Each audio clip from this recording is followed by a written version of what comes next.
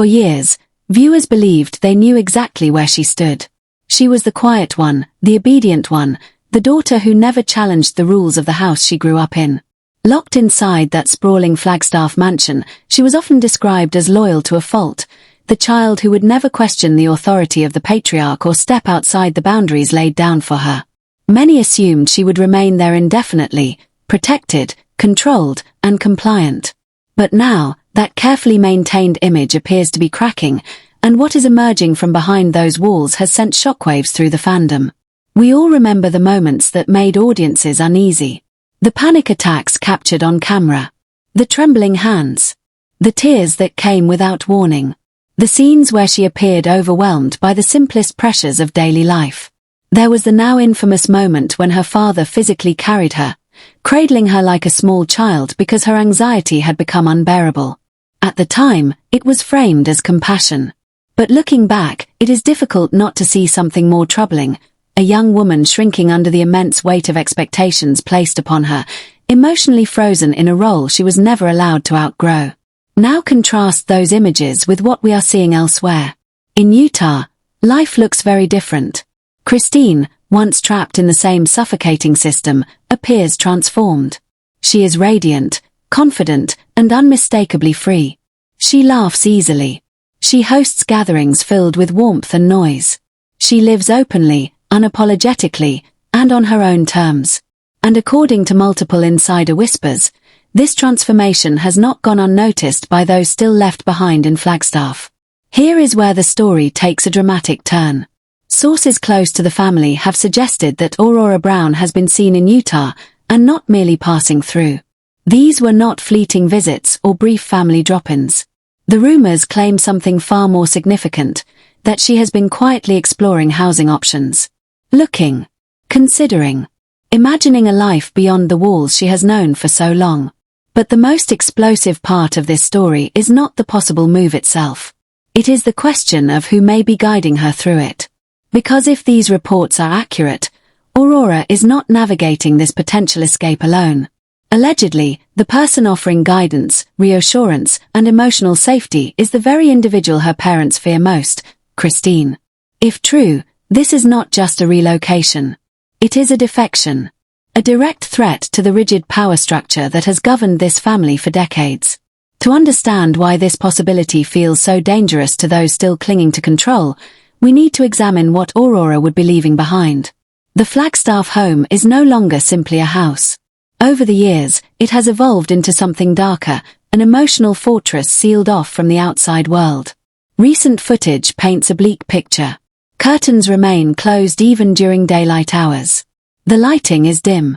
Every surface is crowded with objects, figurines, boxes, ornaments, piling up as though the house itself is closing in on its inhabitants. It feels less like a home and more like a physical manifestation of anxiety and stagnation. This atmosphere stands in stark contrast to the earlier years of the family. In Leahy and later in the Las Vegas cul-de-sac, life was chaotic, yes, but it was alive. Doors were open. Children moved freely between houses. There was noise, laughter, and motion. Even amidst conflict, there was a sense of shared community. That energy no longer exists in Flagstaff. What remains is a sanitized bubble built on fear, control, and isolation. And who is still trapped inside that bubble? The list of children who have left is long. Leon has gone. Logan has gone. Maddie, Aspen, Michael-T, Paydon, all have built independent lives far away. Even Gabe and Garrison, once central figures, were effectively pushed out after deeply painful conflicts. One by one, the house emptied. Aurora now finds herself in a uniquely heavy position. She is the eldest daughter still residing in the main home. Dayton has reportedly withdrawn to a trailer outside, seeking space and autonomy. Brianna remains, but Aurora bears the emotional weight. She is absorbing the full force of her mother's anxiety and her father's unresolved anger. Over time, she has become the vessel through which their fears are expressed. We have seen this dynamic play out repeatedly. She is rarely allowed to speak fully for herself. Her mother often answers on her behalf. Her father steps in to make decisions for her. Independence is subtly discouraged at every turn. She is kept in a state of emotional dependency, frozen in perpetual childhood. The ear-piercing scene remains one of the clearest examples. A legal adult, yet treated as though she were undergoing a life-threatening operation rather than a simple personal choice. Their fear became her fear. Their anxiety became her reaction. This is not accidental. It is a classic control mechanism. Convince someone they are fragile. Teach them the world is dangerous. Make them believe they cannot survive without protection. If they accept that narrative, they will never leave the cage, because they are convinced freedom equals harm. But pressure like that cannot last forever. Eventually, self-preservation takes over. At some point, even the most conditioned individual begins to look for an exit. This is where Utah enters the picture, what many fans have dubbed the Utah magnet. While Flagstaff represents confinement and resentment, Utah symbolizes connection and freedom. Aurora is not cut off from the outside world. She has social media. She sees the images everyone else sees. She sees Sunday dinners filled with laughter. She sees cousins and siblings living full, expressive lives. She sees warmth, color, and community, all the things missing from her own living room. There is a powerful psychological force at play here, fear of missing out. But for Aurora, it goes far deeper than missing a party. It is the dawning realization that she is missing her 20s. She watches Isabel and Truly grow into confident young women. She sees them traveling, studying, dating, discovering who they are without fear of punishment. They do not have to earn love through obedience. They are loved simply for existing. That realization is deeply threatening to any system built on control. Once you understand that love does not have to be conditional, the entire structure collapses. Christine's role in this cannot be overstated. She is no longer just an ex-wife. She has become a symbol of escape. She left the same environment Aurora is currently trapped in, and she did not fall apart. She flourished. She looks lighter, healthier, and happier. She remarried someone who treats her with respect and adoration. She created a safe haven that others naturally gravitate towards. Within the fandom, a theory has taken hold, sometimes jokingly referred to as the Pied Piper effect. Christine did not actively recruit anyone. She simply built a space so welcoming that people chose it on their own. Truly followed. Isabel followed. Yanel's sons rallied around her. Her home became a refuge. So the question now is unavoidable. Could Aurora be next? From the perspective of control, this would be catastrophic. For years, viewers were encouraged to believe that Aurora Brown was safely contained within the walls of the Flagstaff home, protected, loyal, and unwavering. She was framed as the child who would never step out of line, never question authority, and never challenge the rigid hierarchy that governed her family. From the outside, it appeared as though her path was set. But beneath that carefully curated image, cracks have been forming for a long time. We watched her struggle on screen. The panic attacks were not subtle. The tears were not performative. They were raw, uncontrolled, and deeply unsettling. One moment in particular remains etched into the minds of viewers, her father lifting her into his arms during a panic episode, carrying her as though she were a small child rather than a young woman. At the time, the moment was presented as love and protection. In hindsight, it tells a far more troubling story, a grown daughter who had never been allowed to develop emotional independence. Aurora did not simply experience anxiety. She was surrounded by it. She absorbed it. She carried the emotional weight of two parents who could not regulate themselves. Over time, she became smaller, quieter, and more fearful, not because the world was dangerous, but because she was constantly told that it was. Now, contrast that environment with what life looks like elsewhere. In Utah, there is light. There is movement. There is laughter. Christine, once confined by the same system, now radiates freedom. She is not surviving, she is thriving. Her home is open, warm, and filled with people who want to be there. That transformation has not gone unnoticed. According to persistent insider whispers, Aurora has been seen in Utah, not fleetingly, not incidentally, but with intention. These sightings suggest she was not simply visiting for a weekend or tagging along for a family obligation. The rumors point towards something more deliberate, exploring neighborhoods, quietly assessing possibilities, imagining a different life. And then comes the most explosive detail of all. Allegedly, Aurora was not alone. Picture the scene. A quiet cafe or a public park near Salt Lake City. Aurora sits slightly tense, glancing over her shoulder, perhaps wearing sunglasses, cautious of being recognized. To her mother, she has explained the trip away as something harmless, a campus tour, a visit with an old school friend. Nothing alarming. Nothing suspicious. But the person sitting across from her is not a friend from high school. It is Christine. For years, Aurora has been told a single narrative. That Christine does not care about her, that Christine is the enemy, that she destroyed the family. And yet here Christine sits, calm and warm, sliding a cup of coffee across the table. No accusations. No bitterness. No attempts to tear anyone down. Just presence. Just safety. She is not telling Aurora what to think. She is not attacking her parents. She is simply offering something Aurora has never truly had, a safe harbor. A place where emotions are allowed without punishment. A space where she does not have to perform loyalty to earn love. That meeting, if it truly happened, represents the breaking of an unspoken oath.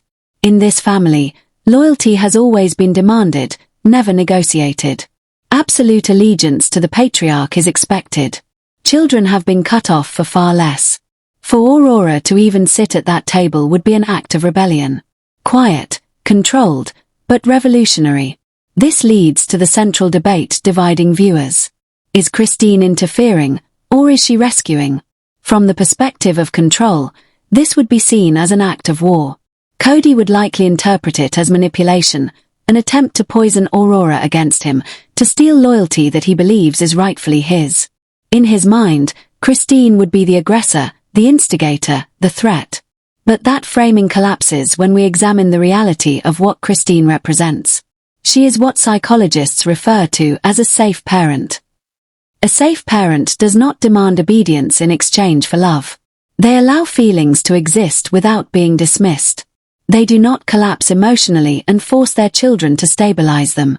Aurora has never had that dynamic at home. Her mother's emotions dominate every room. Tears are frequent. Conversations circle endlessly around perceived victimhood. Her father oscillates between withdrawal and rage, demanding compliance and reverence. There is no emotional neutrality in that house. Christine offers the opposite. She listens. She validates.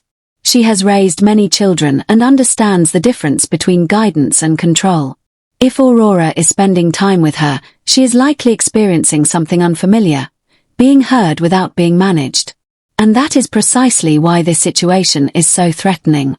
Peace is dangerous to systems built on fear. If Aurora, the golden child, the loyal soldier, begins to realize that life feels calmer away from Flagstaff, the narrative collapses. Cody's worldview cannot survive that contradiction. His authority depends on the belief that obedience equals safety and dissent leads to ruin. Which brings us to the potential fallout. If Aurora were to move to Utah, it would trigger a narcissistic injury of the highest order. For years, Cody has sustained himself on a carefully constructed explanation for why his family fractured. In his mind, the wives who left were the problem. They were disloyal. They poisoned their children against him. He reassured himself that Robin's children were different, raised correctly, obedient, grateful. Aurora, in particular, has served as a mirror for his self-image. Through her compliance, he could see himself as a respected patriarch. Her loyalty validated his authority. If she leaves, especially if she leaves to be closer to Christine, that mirror shatters. It proves that the issue was never disloyal wives. It proves that the problem is not maternal influence. It proves that even a child raised entirely under his roof, following every rule, can still decide to walk away. That reality is devastating. It strips him of his favorite defense. He can no longer claim to be a good father betrayed by others. Aurora's departure would confirm what critics have long argued, that his love is conditional and his leadership is rooted in control rather than care. For Robin, the consequences may be even more severe. Robin's identity is deeply tied to being needed. Her sense of purpose relies on her children remaining dependent on her. We have seen her hover, translate, and intervene in their lives long past the point of necessity. Independence threatens her role. If Aurora breaks free, that dynamic collapses. Publicly, Robin would almost certainly frame the situation as betrayal. She would not describe it as her daughter growing up. She would describe it as something being taken from her. Christine would become the villain in her narrative, the woman who stole her child. Tears would flow. Martyrdom would be weaponized. But beneath that performance lies a far more strategic fear. Robin uses her children as emotional shields. As long as they are present, Cody's attention is divided. The children diffuse his anger. They provide distractions. They give him someone to rescue. If Aurora leaves, that buffer disappears. Robin would be left alone with Cody's unresolved bitterness. Viewers have already witnessed how volatile he has become. Without a daughter to protect or console, that intensity has nowhere to go, except towards Robin herself. Then there is the financial lever. Choosing Utah would not simply be a change of address. It would be a declaration of financial independence, and that is precisely why the Christine factor matters so much. For years, money has been the most effective tool of control. Housing, tuition, support, all carefully positioned as rewards for compliance. But the moment Christine offers a room, a sofa, or even a temporary landing place, that weapon loses its power. Financial fear is what keeps Aurora obedient. Remove that fear, and the entire system begins to unravel. This is where the story shifts from strategy to something far more emotional. This is the part that lingers. The part that hurts. We need to talk about the siblings, and specifically, the tragedy of the so-called triplets. Long-time viewers will remember a very different time. Aurora, Gwen, and Gabe were born within days of one another. They grew up together, bonded by age and circumstance, inseparable in those early years.